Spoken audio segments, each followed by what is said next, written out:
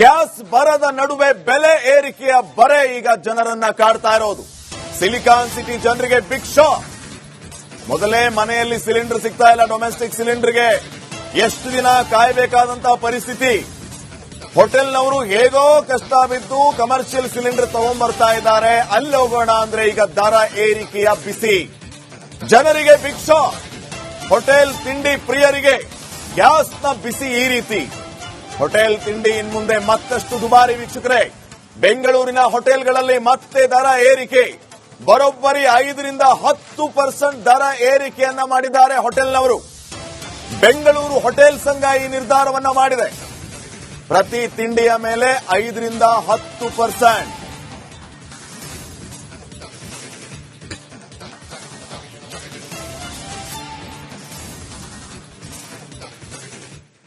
ನೋಡಿ, ರಾಜಧಾನಿ ಬೆಂಗಳೂರಿನಲ್ಲಿ ಯಾಕೋ ಬರ್ತಾ ಬರ್ತಾ ಬದುಕೋದೇ ಕಷ್ಟ ಅನ್ನುವಂತ ಪರಿಸ್ಥಿತಿ ನಿರ್ಮಾಣ ಆಗ್ತಾ ಇದೆ.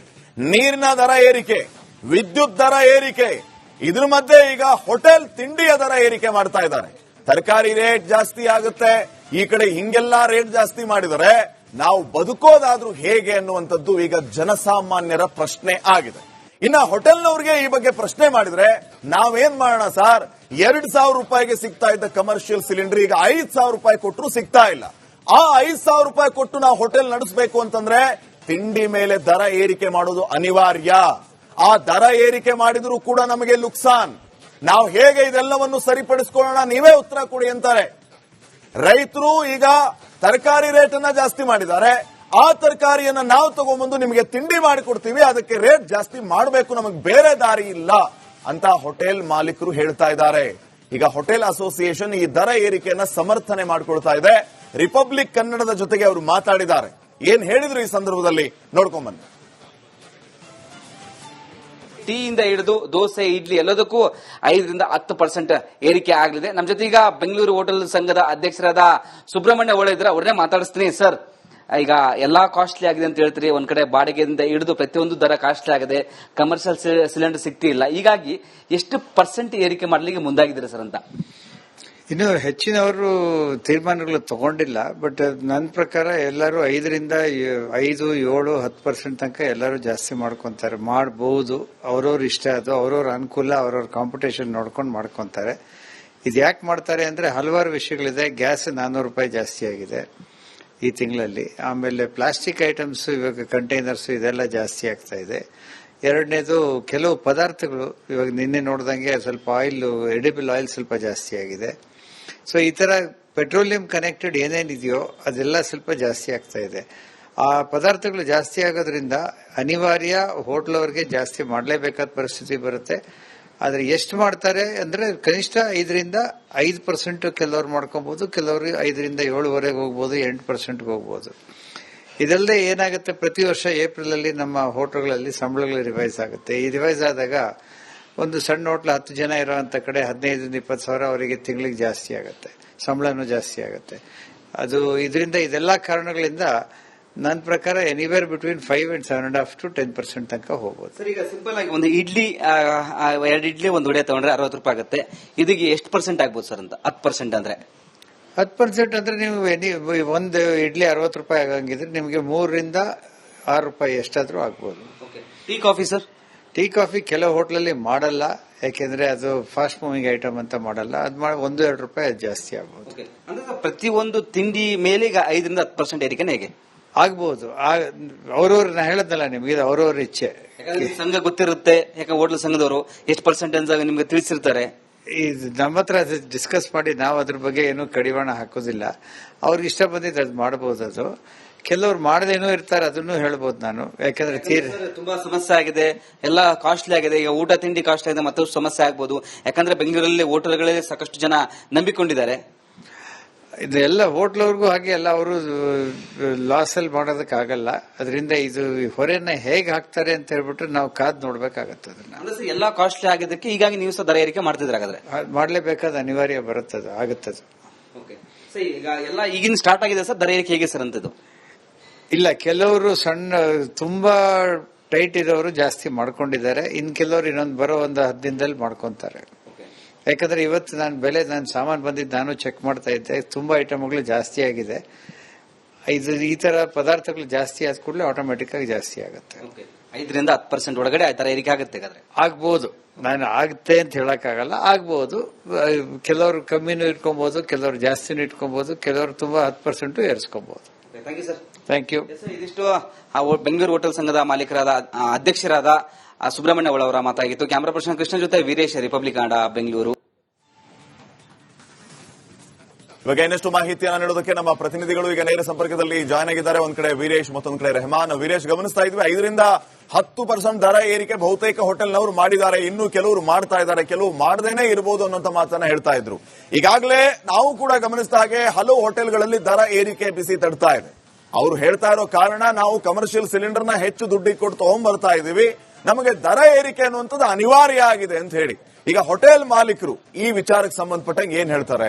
ಈ ದರ ಏರಿಕೆ ಬಿಸಿ ಅವರನ್ನ ಕಾಡಲ್ವ? ಕಾರಣ ರೇಟ್ ಜಾಸ್ತಿ ಆದ್ರೆ ಜನ ಬರದೇ ಇರಬಹುದು, ಇದೊಂದು ಸ್ವಲ್ಪ ಮುಗಿದು ಬಿಡ್ಲಿ ಆಮೇಲೆ ಬೇಕಿದ್ರೆ ನೋಡೋಣ ಅನ್ಬೋದು. ಕೆಲವು ಅನಿವಾರ್ಯವಾಗಿ ಬಂದೂ ಬರ್ತಾರೆ. ಏನ್ ನಡೀತಾ ಇದೆ ಹೋಟೆಲ್ನಲ್ಲಿ ಅಂತ ಈಗ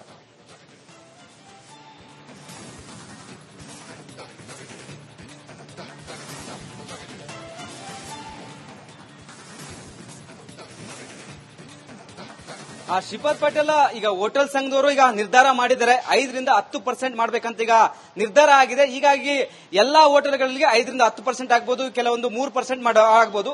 ಇಲ್ಲಿ ಸಾಗಿದ್ದಾರೆ 5ರಿಂದ 20% ಈಗ ಬೋರ್ಡ್ ಹಾಕಿದ್ದಾರೆ, ನೋಡ್ತಿರ್ಬೋದು. ಯಾಕಂದ್ರೆ ಮೂಲ ಪದಾರ್ಥಗಳು ಜಾಸ್ತಿ ಆಗಿದೆ, ಹೀಗಾಗಿ ಗ್ಯಾಸ್ ಸಿಗ್ತಿಲ್ಲ, ಸಿಲಿಂಡರ್ ಸಿಗ್ತಿಲ್ಲ. ಹೀಗಾಗಿ 5ರಿಂದ 20% ಈಗ ಇಲ್ಲಿ ದರ ಏರಿಕೆ ಆಗಿದೆ, ಬೋರ್ಡ್ ಸಹ ಹಾಕಿದ್ದಾರೆ.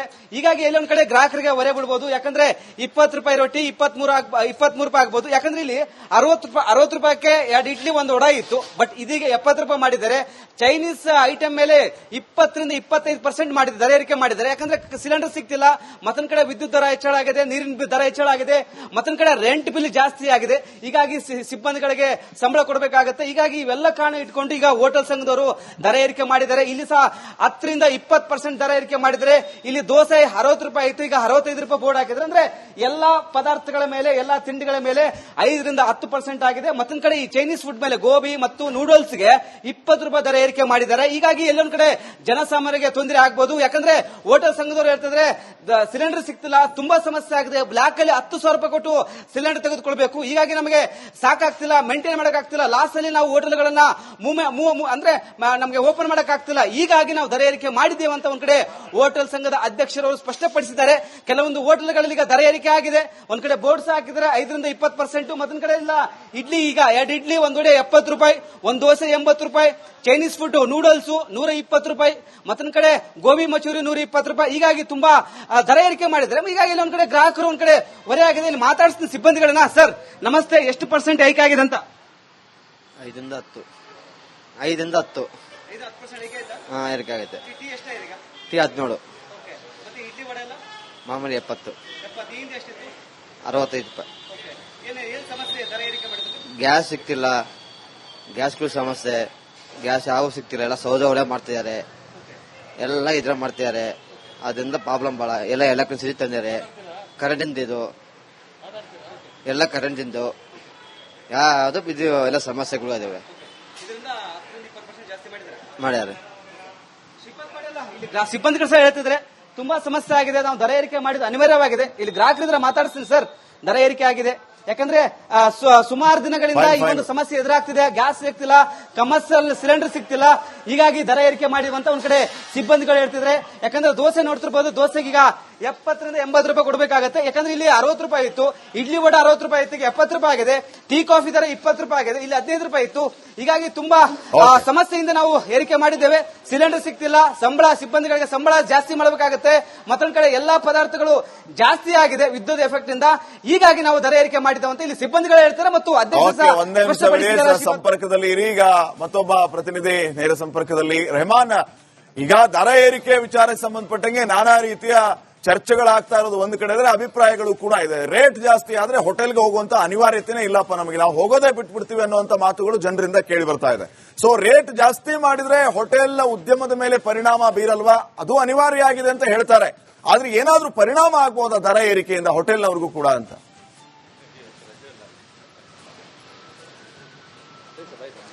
ಎಸ್ ಶ್ರೀಪಾದ್, ಯಾಕಂದ್ರೆ ಸಿಲಿಂಡರ್ಗಳ ಕೊರತೆ ಬಹಳ ಒಂದು ದೊಡ್ಡ ಪ್ರಮಾಣದಲ್ಲಿ ಹೋಟೆಲ್ ಉದ್ಯಮಕ್ಕೆ ತೊಂದರೆ ಆಗ್ತಾ ಇದೆ ಅಂತಾನೆ ಹೇಳ್ಬೋದು. ಆದ್ದರಿಂದ ಹೋಟೆಲ್ನವರು ಕೂಡ ಈಗಾಗಲೇ ಕೂಡ ಕೆಲವೊಂದಿಷ್ಟು ಹೋಟೆಲ್ಗಳಲ್ಲಿ ನಿರ್ಧಾರವನ್ನ ಆಲ್ರೆಡಿ ಮಾಡಿಬಿಟ್ಟಿದ್ದಾರೆ. ಯಾಕಂದ್ರೆ 5% ಅಂದ್ರೆ ಈಗ ಒಂದು ಟೀಗೆ 10 ರೂಪಾಯಿ ತೆಗೆದುಕೊಳ್ತಾ ಇದ್ದಂತಹ ಸಿಬ್ಬಂದಿಗಳು, ಹೋಟೆಲ್ ಸಿಬ್ಬಂದಿಗಳು ಈಗಾಗಲೇ ಕೂಡ 10ರಿಂದ 12 ಹೋಯಿತು, 12ರಿಂದ 15 ರೂಪಾಯಿ, ಕೆಲವೊಂದಿಷ್ಟು ಹೋಟೆಲ್ಗಳಲ್ಲಿ 20 ರೂಪಾಯಿ, ಕೇವಲ ಒಂದು ಟೀಗೆ 20 ರೂಪಾಯಿ ತೆಗೆದುಕೊಳ್ಳುವಂತಹ ಪರಿಸ್ಥಿತಿ ಬಂದಿದೆ. ಇದೆಲ್ಲ ಕೂಡ ಮಧ್ಯಮ ವರ್ಗದವರಿಗೆ ದೊಡ್ಡ ಒಂದು ಹೊರೆ ಅಂತಾನೆ ಹೇಳ್ಬೋದು. ಯಾಕಂದ್ರೆ ಪ್ರತಿಯೊಂದು ಹೋಟೆಲ್ಗಳಲ್ಲಿ ಸಾಕಷ್ಟು ಜನರು ಹೋಟೆಲ್ ಮೇಲೆ ಅವಲಂಬಿತರಾಗಿರ್ತಾರೆ. ಯಾಕಂದ್ರೆ ಮನೆಯಲ್ಲಿ ಕೂಡ ಅಡಿಗೆ ಮಾಡಲಿಲ್ಲದಂತ ಪರಿಸ್ಥಿತಿ ಕೂಡ ಇದಾವೆ.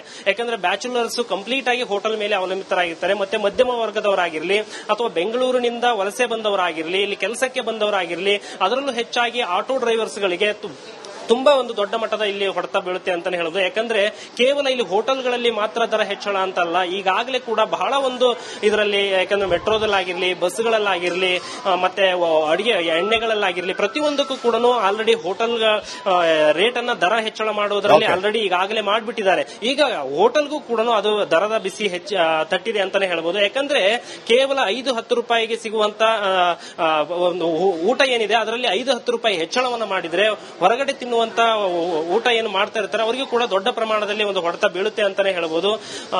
Shripad, okay, fine, thank you Rehman. ಹಾಗೆ ವೀರೇಶ್, ನಿಮಗೂ ಕೂಡ ಧನ್ಯವಾದ.